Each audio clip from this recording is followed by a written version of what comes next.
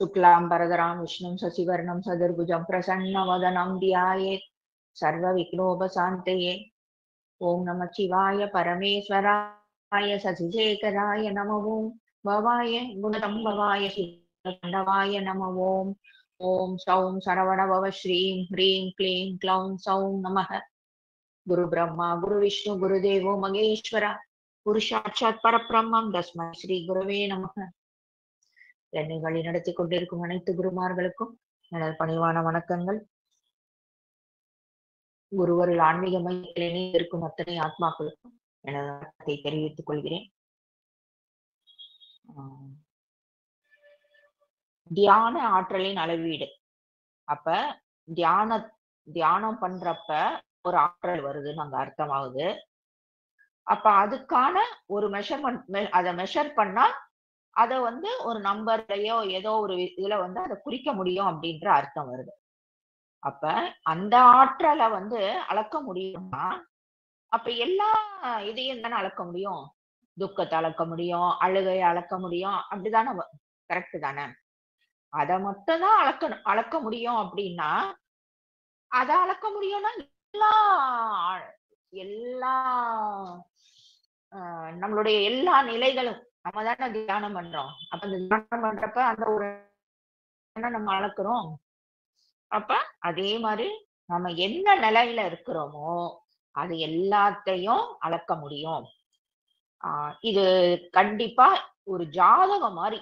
இது அவங்க என்னென்ன ராசியில இருக்கும், என்ன நட்சத்திரம், இத வச்சு எப்படி ஒரு ராசி பலனோ இதை பார்த்து நம்ம பொருத்திக்கிறோமோ அதே மாதிரி இத அவங்க என்ன நிலைமையில நம்ம இருக்கோம் அப்படின்றத அவங்க மனசாட்சிக்கு தெரியும் இல்லையா? அத வச்சு அவங்க இத வச்சு இன்னும் அவங்கள இன்னும் செல்ஃப் அனலைஸ் பண்ணி அப்ப நம்ம இதுல இருந்து எவ்வளவு வெளியே வரணும், எவ்வளவு தூரம் இருக்கு நம்ம போக வேண்டியது, இந்த மாதிரி ஒரு சரியான ஒரு வழிகாட்டுதலா இது இருக்கும் அப்படின்றது என்னுடைய முழு நம்பிக்கை. தேவையில்லாதது நம்மகிட்ட இருக்க தேவையில்லாததையும் தூக்கி எறிஞ்சிடலாம் தானே?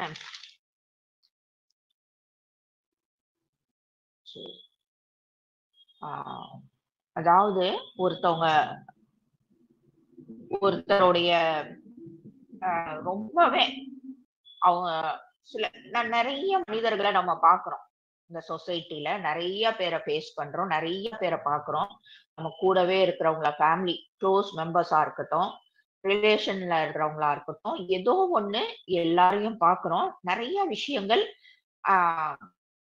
அவங்கள நம்ம ஜட்ஜ் பண்றோம் இல்லையா?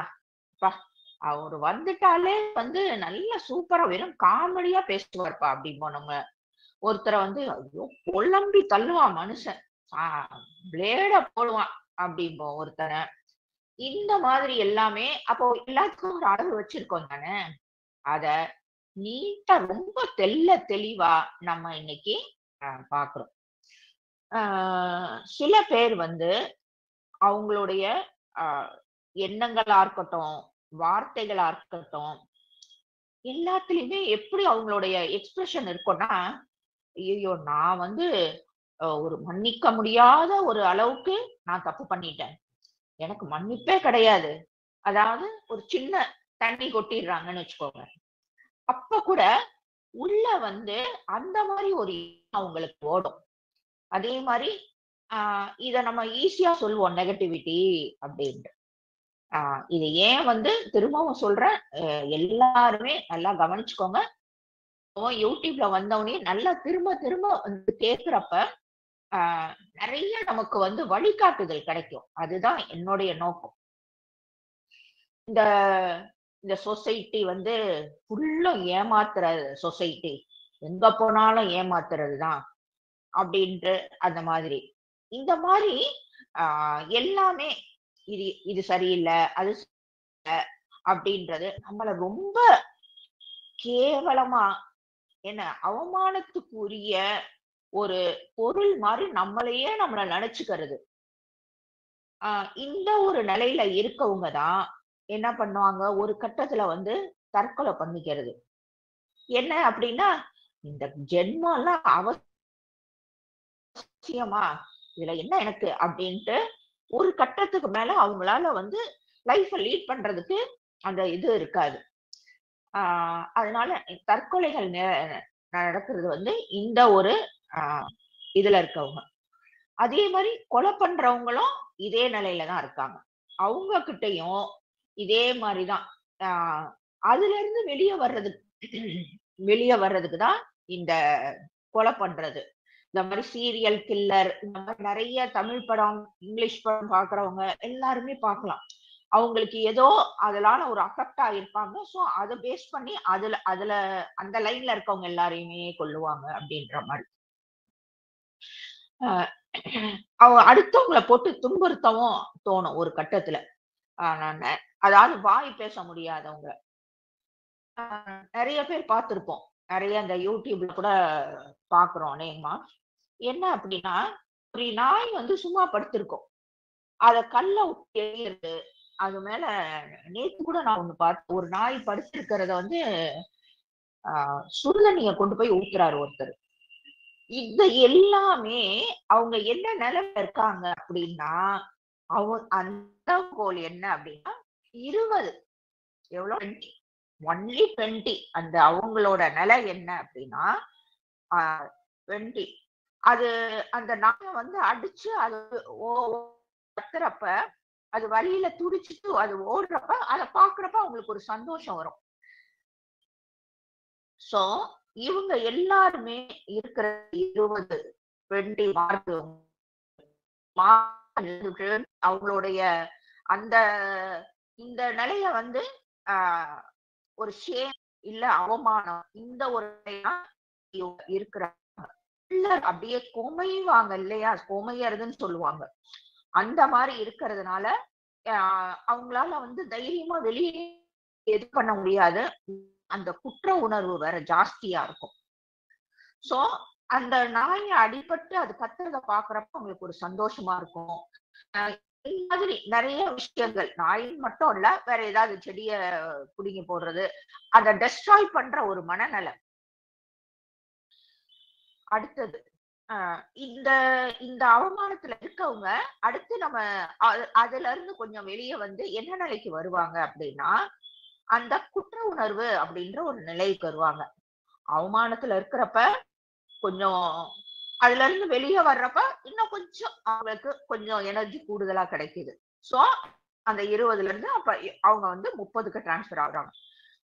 அப்ப அந்த அந்த அவமானம், அந்த குற்ற உணர்வு, அது எல்லாமே போயிடும். ஆனா எனக்கு வந்து தண்டனை கிடைக்கும். நிறைய பேர் வந்து இந்த காலகட்டத்துல இருக்காங்களான்னு தெரியல. நான் வளர்ந்தப்பெல்லாம் வந்து சொல்லுவாங்க, உனக்கு ஏதாவது தப்பு பண்ணினா கடவுள் தண்டனை கொடுத்துருவாரு அப்படின்ட்டு. இது அப்படியே பரம்பரையாவே வருது. நான் வந்து என் பசங்களுக்கு சொல்லி வளர்த்த இன்னைக்கு என் பசங்க வந்து அவங்க பசங்களை அது மாதிரி வளர்க்குறாங்க. நீ ஏதோ தப்பு பண்ணிட்ட, தடுக்கி விழுந்தா கூட எங்க அம்மா எல்லாம் அப்படிதான் சொல்லுவாங்க, தடுக்கி விழுந்துட்டா கூட ஏதோ நீ தப்பு பண்ணிட்ட, அதான் உனக்கு கடவுள் வந்து தண்டனை கொடுக்குறாரு அப்படின்னு ஒரு அந்த ஒரு நம்ம தப்பு பண்ணாம இருக்கிறதுக்காக அந்த ஒரு இதை விதைக்கிறது. அந்த மாதிரி அந்த அவமானத்துல இருந்து அவங்க வெளியே வந்து கொஞ்சம் அவங்களுக்கு சக்தி கிடைக்குது. அந்த சக்தி கிடைக்கிறப்ப அந்த அவமானமோ குற்ற உணர்வோ மாறி நாம வந்து ஏதோ தப்பு பண்ணியிருக்கோம், இல்லைன்னா நமக்கு வந்து இப்படி நடக்காது, நமக்கு தண்டனை கிடைக்க வேண்டியதுதான் இல்லையா, ஒண்ணு அப்படி நினைப்பாங்க. இல்லையா தற்கொலை மாதிரி தற்கொலை பண்ற நிலைமை வந்து வரும். இல்லைன்னா அடுத்தவங்களை கொலை பண்ணுவாங்கன்னு அதுல பார்த்தோம் இல்லையா. இதுல அது மாதிரி ஒண்ணு அவங்கள தண்டிச்சுக்கணும் அப்படின்னு நினைப்பாங்க, எனக்கு கிடைக்க வேண்டிய தண்டனை தான் அப்படின்ட்டு. இல்லையா அடுத்தவங்க இவங்க தண்டிப்பாங்க, அந்த ஒரு நிலையில இருப்பாங்க. நிறைய அந்த பழங்குடி மக்கள் எல்லாம் பாத்தீங்க அப்படின்னா எல்லாருக்கும் முன்னாடியும் அவங்க பண்ண தப்புக்காக சவுக்கடி இந்த மாதிரி நிறைய பப்ளிக்ல வந்து தண்டனை கொடுப்பாங்க தானே. அதே மாதிரி இன்னைக்கு இந்த அரபு கண்ட்ரிஸ் எல்லாம் கூட இருக்குன்னு நினைக்கிறேன். ஒண்ணு அந்த தண்டனை வாங்குற வந்து இந்த கேட்டகரியில இருக்கணும். இல்லையா தண்டனை கொடுக்கிற ஒரு ஒரு மனுஷனோ ஒரு மிருகமோ அந்த அவஸ்தைப்படுதுன்றத பாக்குறாங்க. ஆனா அவங்களுக்கு அது சாதாரணமா தானே தெரியுது. அப்ப அந்த மனநிலை என்ன ஒரு மனநிலை? அதுதான் 30. ஓகேவா? அடுத்தது 50.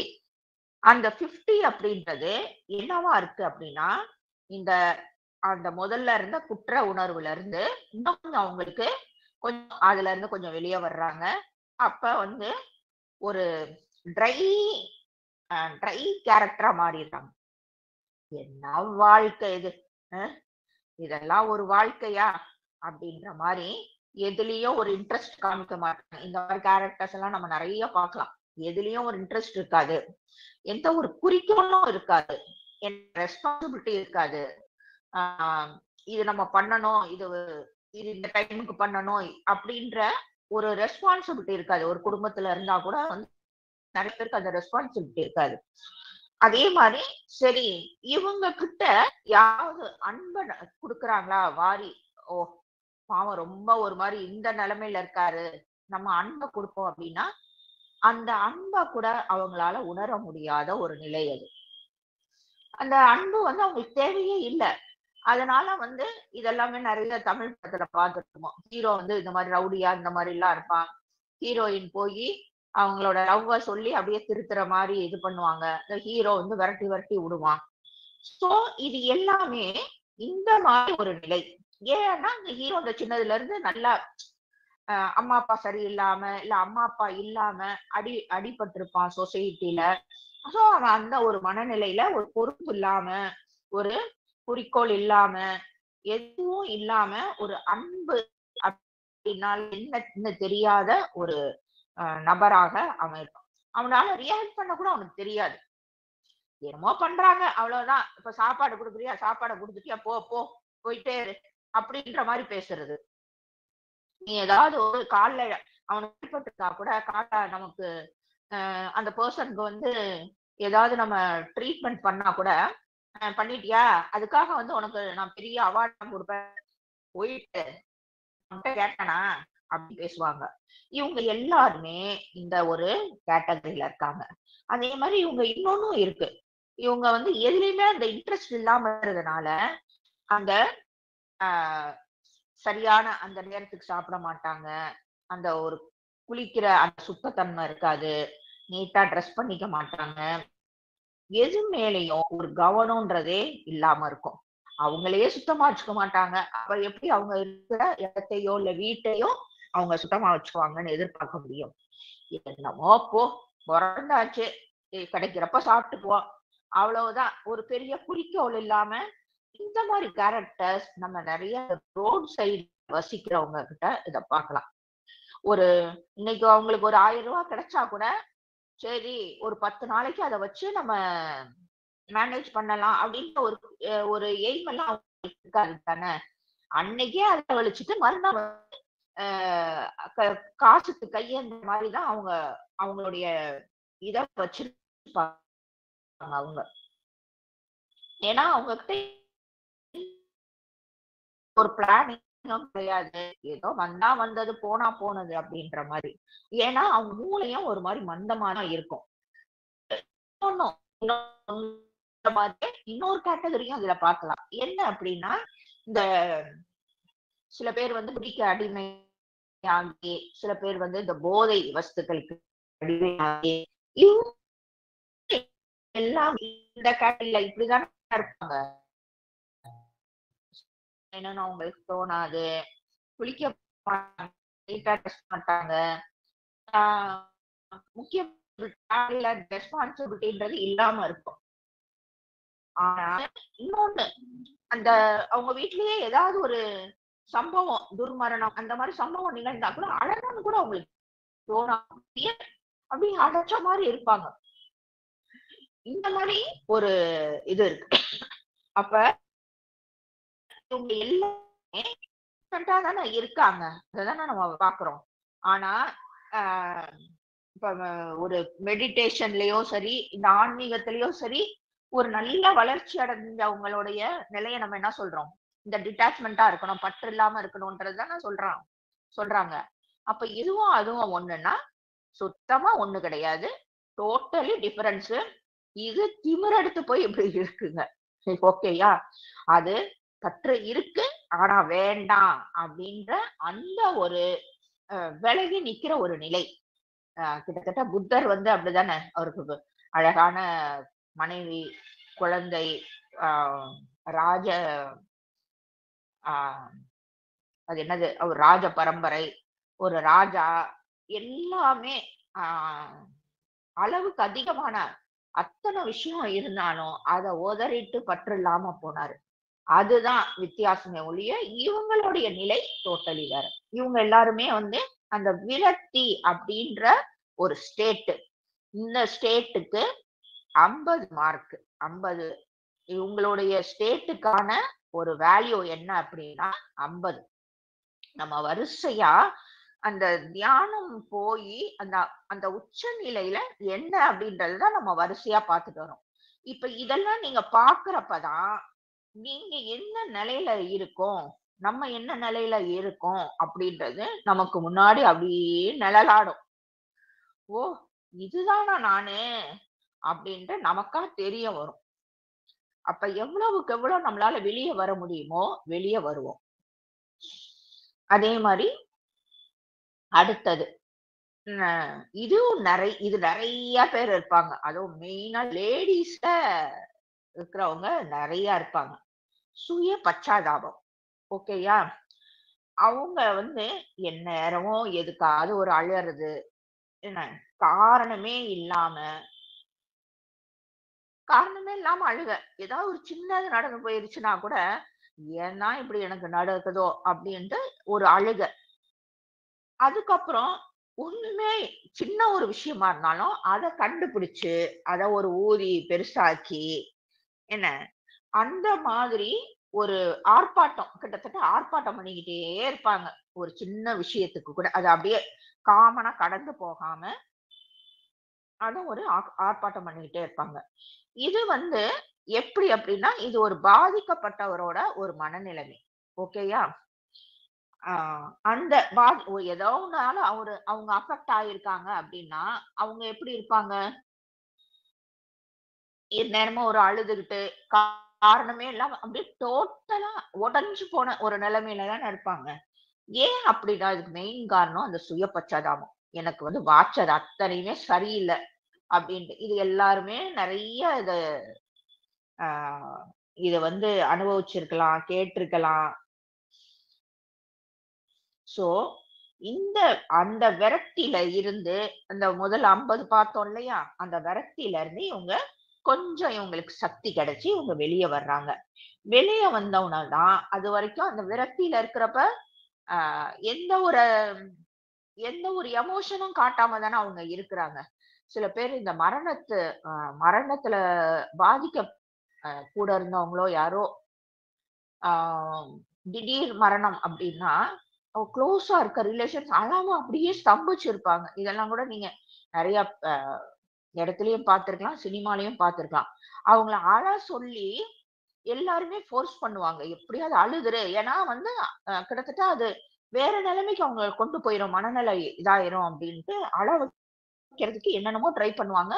ஆனா அழவே மாட்டாங்க.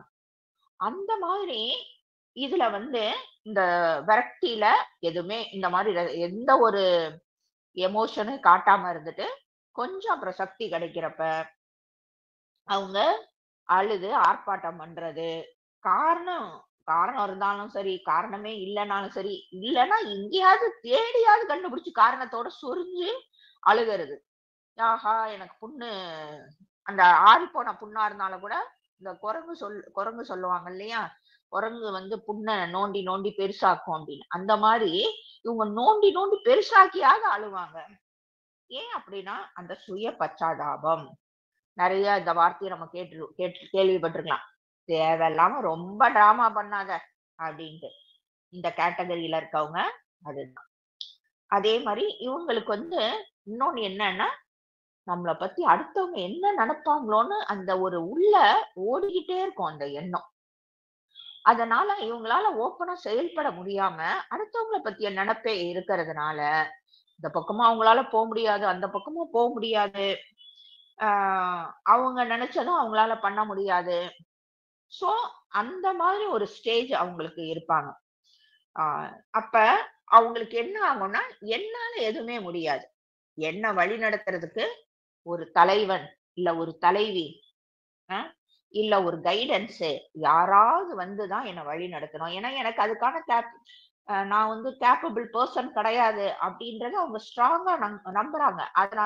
அதனால தான் அந்த சுய பச்சாதாபம் வந்து வருது. சோ, இவுங்க அ இவுங்க எப்படி அப்படின்னா, இன்னொன்னு இந்த சொசைட்டில நடக்கக்கூடிய நெறைய அந்த குற்றங்கள் இருக்கு இல்லையா? அதுக்கு எல்லாமே இவுங்க வந்து இரையாவாங்க. அந்த மாரி விஷயத்துக்கு எல்லாமே ஏன்னா இவுங்க கிட்ட அந்த ஒரு தைரியம் இல்ல. சோ, இந்த குற்றம் பண்ணக்கூடியவங்க, இவுங்க எல்லாருமே இவுங்கள ஒரு அ கையாள் மாரியோ, இல்ல ஏதோ அந்த மாரி இவுங்கள வந்து யூஸ் பண்ணிக்குவாங்க. அந்த குற்றங்களுக்கு இவுங்களும் தெரிஞ்சோ, தெரியாமயோ துணை போற மாரி, அதுக்கான ஒரு அ டூலா இவுங்க மாறிருவாங்க.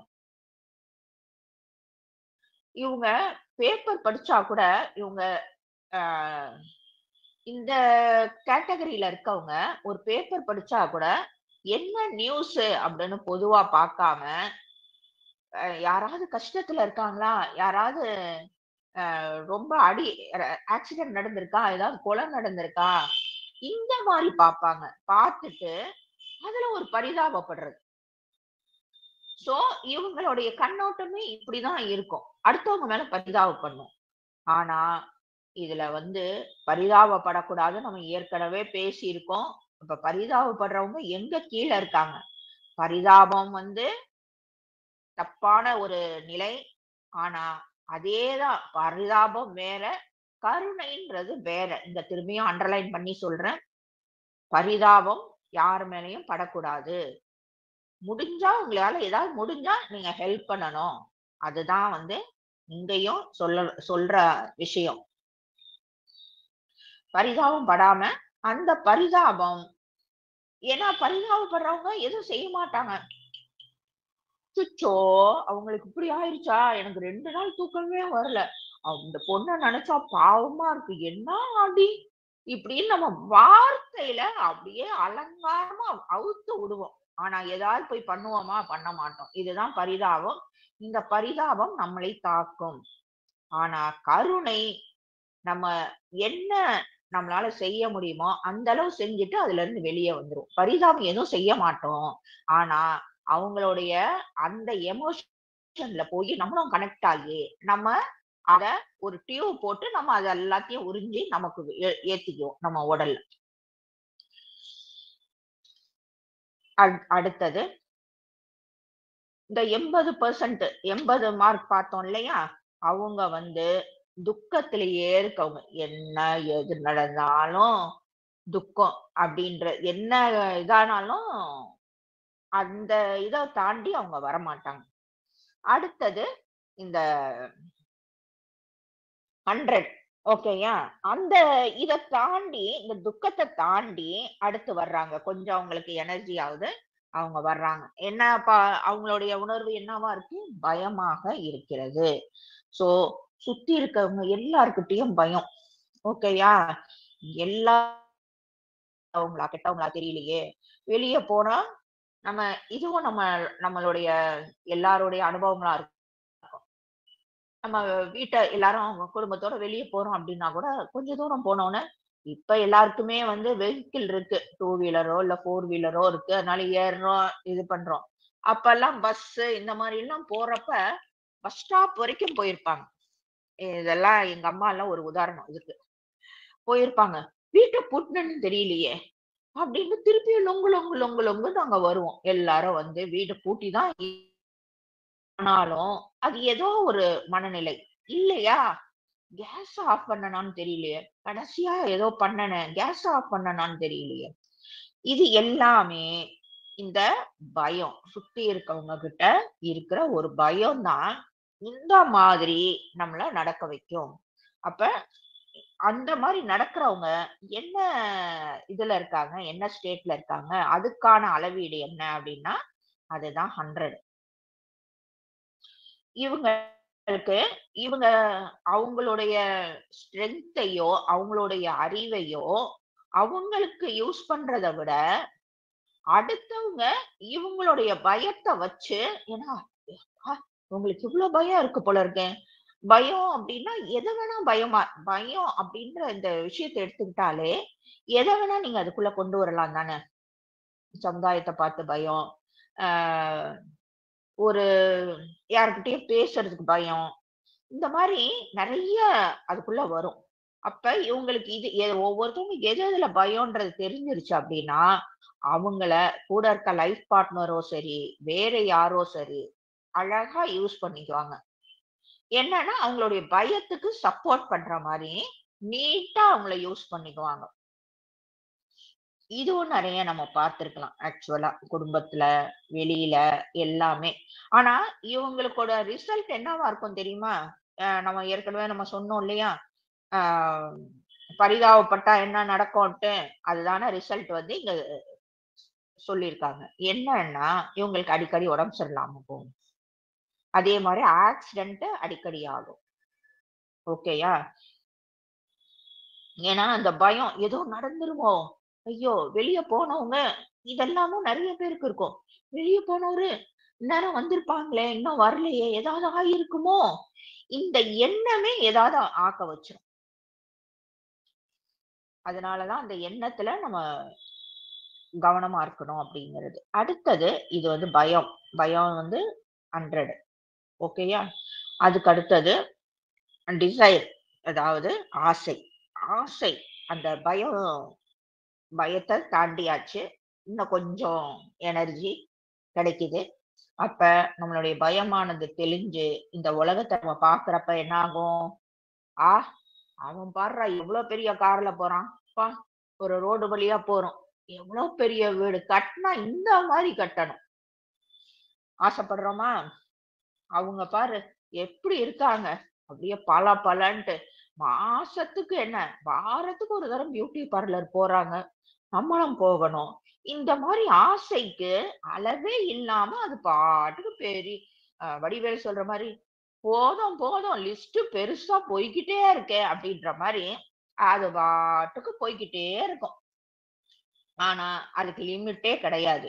இது வாங்கணும், அது வாங்கணும்ட்டு ஒரு கட்டத்துல எதையாவது அவங்க வாங்கறதுக்கு ஆரம்பிச்சிடுறாங்க இல்லையா? அந்த வாங்கணும்னு நினைச்சு வாங்க முடியாதப்ப அது என்ன ஆகுது? ஏக்கமாக மாறுது. நம்ம நாட்டுல நிறைய பேரு இதுல இந்த கேட்டகரியில தானே இருக்காங்க. ட்ரெஸ்ஸா இருக்கட்டும், இல்ல பெரிய வீடு, காரு, என்ன, ட்ரக்கு, ட்ரக்ஸ், இந்த மாதிரி எல்லாம் கூட அடுத்தவங்களால அது பண்ண முடியுதுன்னா நம்மளும் பண்ணலாமே அப்படின்ட்டு. இவங்க என்ன பண்ணுவாங்க? நம்மளுடைய தகுதிக்கு ஏத்த மாரி அந்த ஆசையும் அவங்க வச்சுக்கிறது கிடையாது. நம்ம தகுதிக்கு இது முடியுமா இல்லையான்ட்டு. அடுத்தவங்க பண்றாங்க அப்படின்ற மாரி ஒரு பெரிய காரோ, இல்ல பெரிய வீட்டோ, அதுக்கான இத வந்து அவங்க கமிட் ஆயிட்டு, அதுக்கப்புறம் இஎம்ஐ கட்ட முடியாம, அதுக்கப்புறம் என்ன ஆகும்? ரொம்ப கஷ்டப்படுவாங்க. அப்ப அந்த வீடு கூட கைய விட்டு போகும். அனுபவிக்கணுன்ற அந்த ஆசை இருக்கும். ஆனா ஆனா அது செய்ய முடியாது. இல்லையா? அதே மாரி என்னடா உலகம்! இத இத கொஞ்சம் கொஞ்சம் இப்படி இப்படி மாத்துனா உலகம் நல்லா இருக்கணும் அப்படின்னு நினைக்க தோணும். ஆனா மாத்துறதுக்குரிய அந்த ஆற்றல் அவங்க கிட்ட கிடையாது. அவங்க எல்லாருமே இந்த ஒரு கேட்டகரியில தான் இருக்காங்க. அந்த 125 அப்படின்ற ஒரு கேட்டகரியில இருக்காங்க. ஓகேயா? அடுத்தது இது அப்ப இந்த ஒரு ஆசைப்படுறோம். அது கிடைக்க மாட்டேங்குது. அது நடக்க மாட்டேங்குது. அப்ப என்ன வருது? முதல்ல ஏக்கம் வருது. ஏக்கம் வந்தோனே, அது இன்னும் கொஞ்சம் எனர்ஜி ஆகி என்ன ஆகுது? கோவமாக மாறும். இல்லையா? அடுத்தவன் எல்லாம் நல்லா இருக்கான். நமக்கு மட்டும் ஏன்னா இப்படியோ அப்படின்ட்டு வீட்ல இருக்கவங்க மேல கோவப்படுவோம். ஆ எது எல்லாத்து மேலயும் அந்த உள்ள வந்து அந்த கோவம் அணையாம இருக்கும். சோ, இந்த யார் யாரு அப்படியே கோவத்த உள்ளடக்கிக்கிட்டே எந்நேரமும் இருக்கிறாங்களோ, அப்ப வன்முறை அடுத்தது அவங்க கையாளக்கூடிய விஷயம் வன்முறையா இருக்கும். ஆக்ரோஷமா இருப்பாங்க. சோ, நம்மள அடக்கி வச்சுட்டு இருக்கவங்கட்ட, இப்ப வீடா இருந்தாலும் சரி, இல்ல ஆபீஸா இருந்தாலும் சரி, ஆ கொஞ்சம் இந்த ஹையர் ஆபீசர்ஸ் கூட எல்லாம் வந்து கோவப்படுறது, அடக்கி வச்சிருக்கிறதுனால, இது எல்லாமே அவங்க கிட்ட அந்த ஒரு கோபம் வர ஆரம்பிச்சுரும். இதுக்கு ஒரு நல்ல ஒரு எக்ஸாம்பிள் என்ன அப்படின்னா, நிறைய நாடுகள் வந்து அடிமைப்பட்டிருக்கும் தானே. அடிமையா தான் இருந்திருப்பாங்க. ஆனா ஒரு கட்டத்துல அந்த அஹ், அந்த அடிமைத்தனத்துல இருந்து அவங்க வெளியே வர்றதுக்கு மெயினா என்ன இருக்கும்? அந்த கோபம் தானே. அவங்களுடைய கோபம் தான் அந்த சுதந்திர போராட்டமாக மாறுது. நம்ம நாடும் அதே தானே. இந்த சுதந்திர போராட்டமாக மாறிதானே நம்ம வந்து விடுதலை ஆனோம். ஆனா இந்த கோபம் ஒரு கரெக்டான இந்த அந்த 160 அந்த அளவுல இருக்கிற கோபம் வந்து சரியான ஒரு கோபம். அதாவது அடிமைப்பட்டிருக்கிறவங்க அதுல இருந்து வெளியே வரணும்னு போராடுறது இந்த இது கேட்டகரி. ஆனா சில பேர் வந்து ஹை எனர்ஜில இருந்திருப்பாங்க. இப்ப நம்ம பார்த்துட்டு இருக்கிறது 160. இப்ப 200, 300 அந்த அளவுல இருந்துட்டு இந்த 160ல வர்றப்ப அவங்க என்ன பண்ணுவாங்க? அவங்களுடைய கோபம் எப்படி இருக்கும்னா, திமிரான கோபமா இருக்கும். என்கிட்டயே நீ வந்து எதிர்த்து பேசுறியா? அப்படின்னு எல்லாம் வில்லன்கள்லாம் பேசுறத பார்ப்போம் இல்லையா? அந்த மாரி ஒரு கோபமாக அவங்க இருக்கும். ஆணவம் உடைய ஒரு கோபமாக அது இருக்கும். ஆஹ் அதுக்கு என்ன நம்மளுடைய எக்ஸாம்பிள் அப்படின்னா, இந்த செகண்ட் வேர்ல்டு வார் ஹிட்லரோட இது வந்து அந்த திமிருல நடந்தது தானே. அவசியமே வேற ஒண்ணுமே இல்லையே அதுல. அது ஃபுல்லுமே அந்த திமிரால நடந்த ஒரு இதுதானே வார். அதே மாதிரி ஒரு கணவன் வந்து மனைவி அடிச்சிட்டு இருக்கான் அப்படின்னு வச்சுக்குவோம். அப்ப அந்த அடிக்க கூட கணவன் வந்து 160ல இருக்கான். ஓகேயா? அப்ப அந்த பொண்டாட்டி வந்து அடி வாங்குறா. அவ எதுல இருக்கா அப்படின்னா 100ல இருக்கா. ஓகேயா? நம்ம 100ல என்ன பார்த்தோம்? பயம்.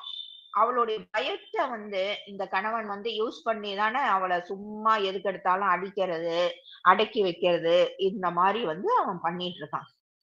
ஒரு கட்டத்துல அந்த மனைவியானவள் என்ன பண்றா அப்படின்னா, இவன் விட்டா நம்மள ஒண்ணுமே இல்லாம பண்ணிடுவான்ட்டு வெளியே வர்றா.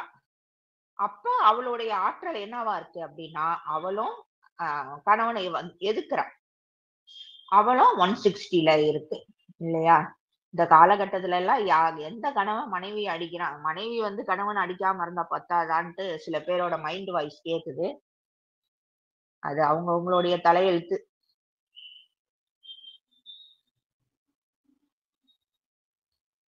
இதுக்கு ஒரு எக்ஸாம்பிள் வந்து பார்க்கலாம்.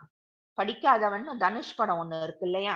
அதுல வந்து அந்த ஆந்திராக்கு போவான் இல்லையா விவேக். போய் அங்க ஒரு பெரிய ரவுடிய வந்து தெரியாம எதுக்குற மாதிரி இருக்கிறப்ப, ஆஹ் அந்த பயம் தெரியாம இருக்கணும் அப்படின்ட்டு ஆஹ் கையெல்லாம் ஆடும். அந்த அந்த பயத்தை வெளிக்காட்டாம என்ன பண்ணுவான்? வாய்ஸ இது மாதிரி உள்ள பயம் நிறைய இருக்கிறவங்க தான் அந்த. ஏன்னா அவங்களே அவங்களுக்கு வந்து ஒரு தைரியம் கொடுத்துக்கிறதா அவங்க நினைச்சுக்கிறாங்க. அவங்கதான் அந்த வாய்ஸ வந்து ரைஸ் பண்ணி பேசுறது. அதனால எந்த ஒரு பலனும் இல்லை அப்படின்னாலும் வாய்ஸ ரைஸ் பண்றது அந்த ஒரு விஷயத்துக்காக தான். 125 அந்த ஒரு கேட்டகரியில இருக்கிறப்ப நம்ம என்ன பண்றோம்? ஆசைப்படுறோம். ஆனா அதை எப்படி அடையணும்னு நமக்கு அந்த அந்த ஒரு இதுல இருக்கிறப்ப தெரியாது. ஆனா 160ல இருக்கிறப்ப அடைய தெரியும். அதுக்கு வழியெல்லாம் தெரியும், கண்டுபிடிச்சாச்சு, எல்லாமே பண்ணியாச்சு. ஆனா முடியலையே அப்படின்ற ஒரு ஆதங்கம் வந்து இந்த ஒரு கேட்டகரி. அதுக்கப்புறம் அதிருப்தி. அதிருப்தி அப்படின்னா எப்ப வந்து அதிருப்தி வருது? இவங்களுடைய கேரக்டர் என்னவா இருக்கும் அப்படின்னா, எல்லாத்துலயும் ஒரு என்ன பெருசா செஞ்சுட்டாங்க, ஒரு கல்யாணத்துக்கே போறோம், நல்லா கல்யாணம் பண்ணிருக்காங்க அப்படின்னாலும் நம்மளுடைய கமெண்ட் என்னவா இருக்கும் அப்படின்னா, என்னத்த பெருசா செஞ்சுட்டாங்க, காசு இருக்குன்ற திமிரு, இந்த மாதிரி இருக்கும். இவங்க எல்லாருமே இந்த கேட்டகரியில வர்றாங்க. எல்லாத்தையும் விமர்சனம் பண்றது, என்ன குறை சொல்றது, என்னமோ காசுதான் செலவு பண்ணிருக்காங்களே ஒழிய வாயில சோறு வைக்க முடியல, சோறு வேகல, குழம்பு தண்ணியா இருந்துச்சு, இந்த மாதிரி குறை சொல்லிக்கிட்டே இருக்கிறது. அப்ப இந்த 150ல இருக்கிறப்ப நம்ம என்ன பார்த்தோம், நம்ம 150ல இருக்கிறப்ப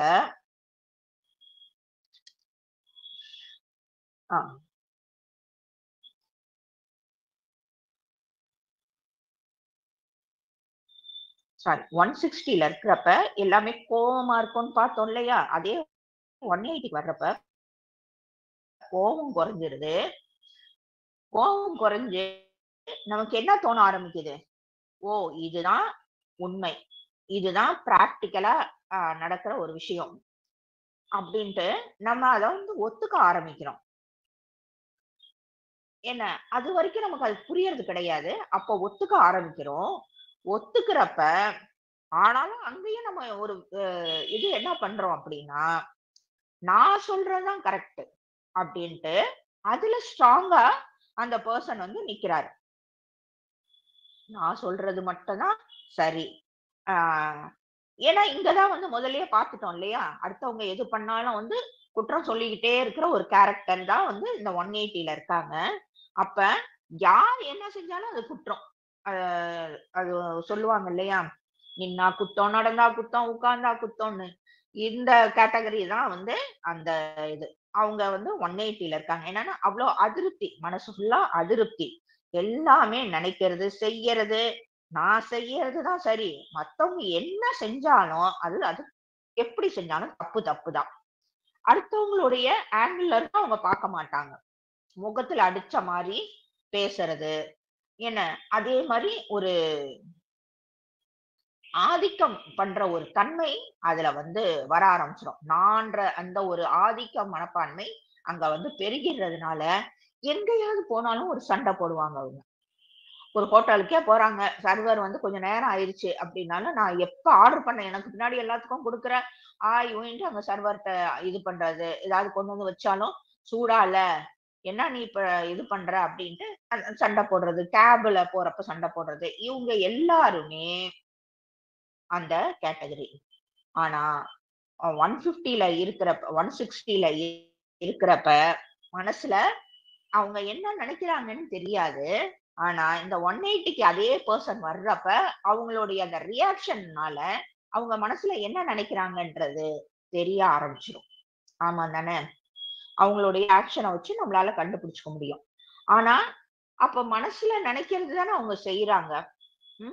அப்ப அவங்க மனசுல உண்மையா இருக்காங்க, கரெக்ட் தான், உண்மையா தான் இருக்காங்க. ஆனா முழுசா உண்மையா இருக்காங்கன்னா இல்லன்ட்டு தான் நம்ம சொல்ற மாதிரி அங்க ஒரு சிச்சுவேஷன் வருது. ஏன் முழுசா அவங்க உண்மையா இல்லைன்னா, அந்த தான்ற அகம்பாவம் இந்த இதுல ஜாஸ்தி இருக்கு.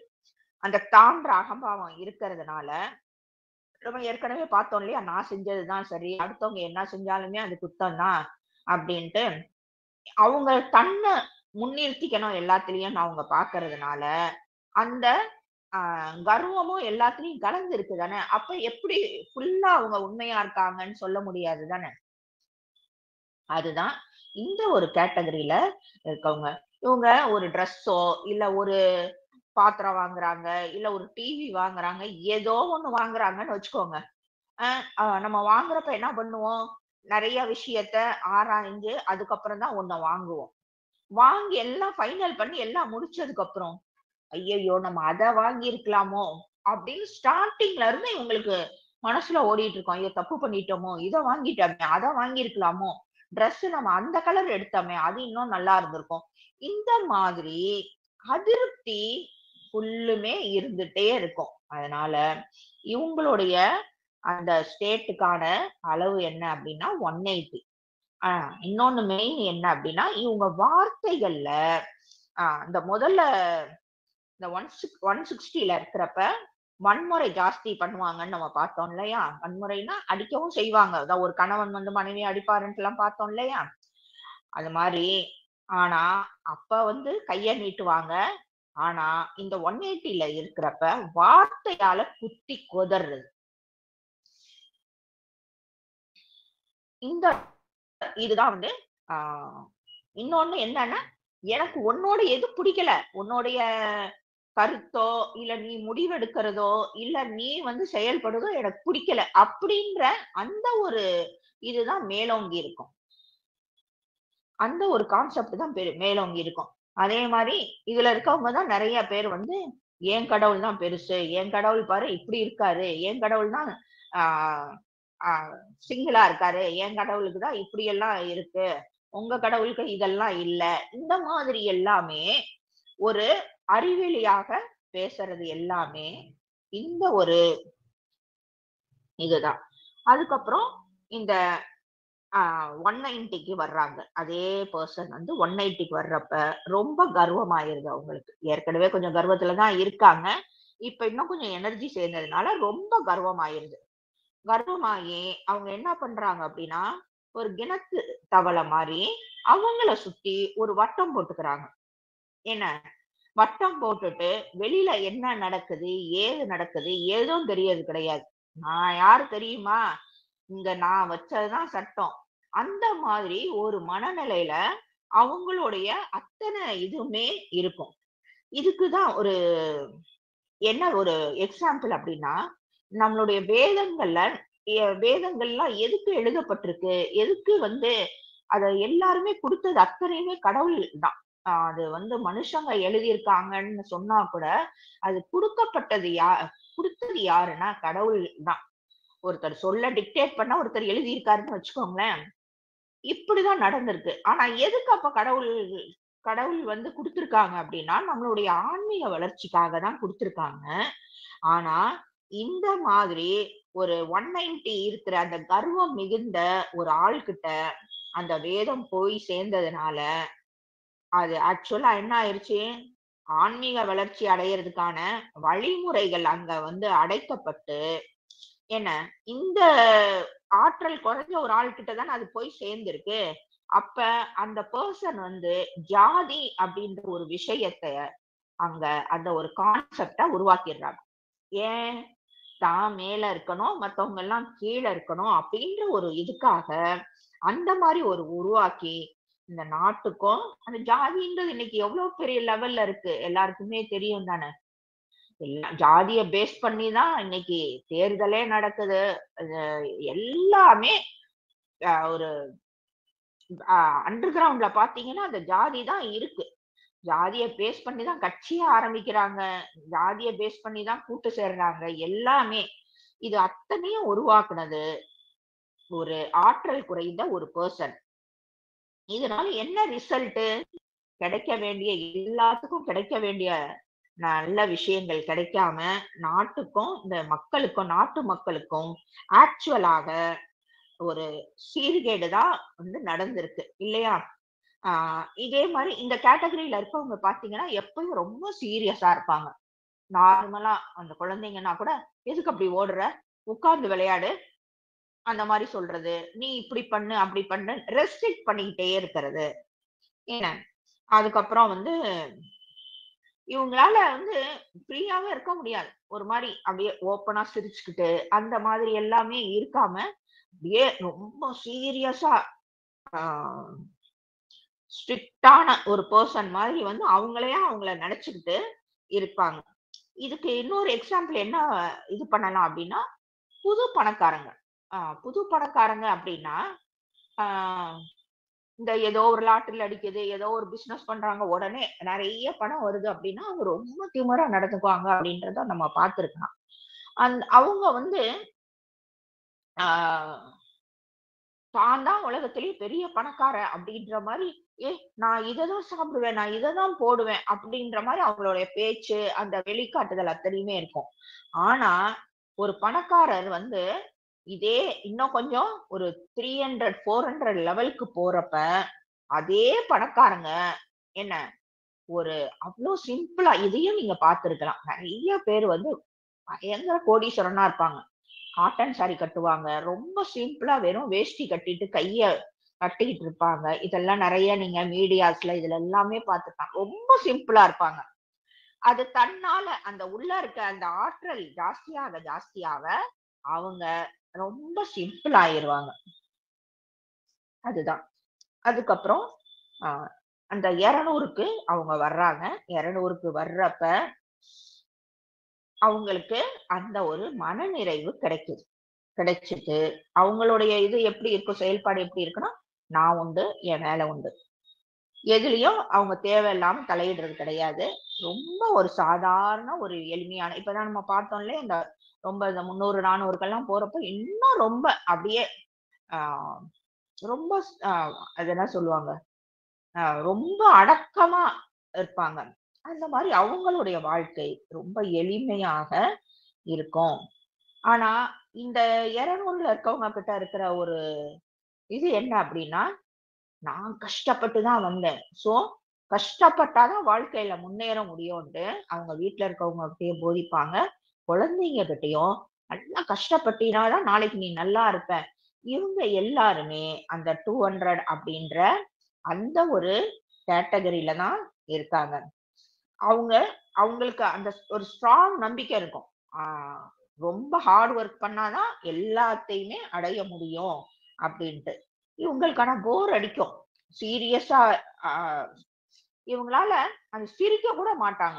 அ அவங்களுடைய அந்த நிலையில இருந்து வெளிய வந்து சிரிக்க கூட மாட்டாங்க. ஆனா, இதுக்கு ஒரு சரியான ஒரு எக்ஸாம்பிள் பார்க்கணும் அப்படின்னா, இந்த சந்தோஷ் சுப்ரமணியம் அப்படின்ற அந்த படம் ஜெயம் ரவி நடிச்சது. பிரகாஷ் ராஜ் அவங்க அப்பாவா இருப்பார். இந்த பிரகாஷ் ராஜோட இது எப்படி இருக்கும்?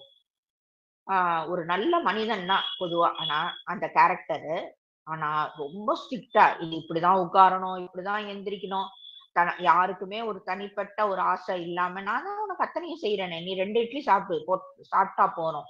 இந்த மாரி கண்ட்ரோல் பண்ணிக்கிட்டே இருக்கிறது. நல்லதுதான். ஆனாலும் எல்லாருமே இண்டிவிஜுவல் அப்படின்ற ஒரு இது இல்லாம, ஹார்ட் ஒர்க் பண்ண வைக்கிறது. எல்லாருடைய எல்லா விஷயத்திலயுமே தலையிடுறது.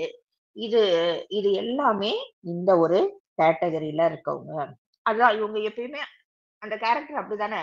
ஒரு சந்தோஷமா யார்கிட்டயும் பேசி, எப்ப பார்த்தாலும் ஒரு சீரியஸான ஒரு மனநிலைமையிலேயே ஆ வச்சுக்கிறது.